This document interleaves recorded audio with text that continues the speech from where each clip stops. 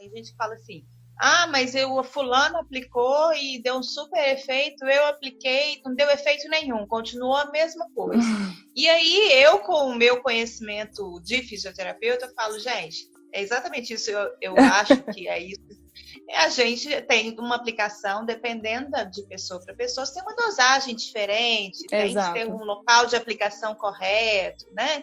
Então, acho que entra muito nisso, né? Se Sim. não foi efetivo, talvez a dosagem foi menor do que deveria ter sido. Talvez a dosagem, a técnica de aplicação, né? Então, muita coisa conta em relação a isso, né? Às vezes, o mesmo paciente, é o que eu sempre falo, por exemplo, primeira aplicação, eu faço uma programação, eu falo, ó, pode ser que na próxima vez a gente não faça a mesma programação. Talvez a gente precise aumentar, diminuir dose, aumentar e diminuir ponto de aplicação. Então, isso é uma coisa que é muito variável, né? Então, depende muito de pessoa para pessoa, não tem como a gente calcular, né, prever, assim, claro, a gente tem uma ideia de um geral, né, mas é muito individual, entendeu? Então, se não der certo na primeira, numa segunda vez a gente vai ter que tentar pensar como fazer dar certo, entendeu? Por que que não deu certo? Se foi a técnica de aplicação, se foi dosagem, se foi estímulo, enfim, aí a gente tem que pensar cada caso, né? O que talvez teria que mudar alguma coisa. Talvez Tem não que teria mudar que alguma continuar com a mesma coisa. abordagem, é De isso. repente, troca de toxina, enfim, aí a gente tem que pensar no porquê que não deu certo, né? Porque além Então, da acho que é toxina isso. botulínica, existe outros tipos de toxina? Não, é que a gente trabalha com. É que tem várias marcas, né? Que a gente fala. Então, Ah, tá, tá. não tem vários tipos, não. A gente usa toxina Não, botulínica tipo fiquei. A.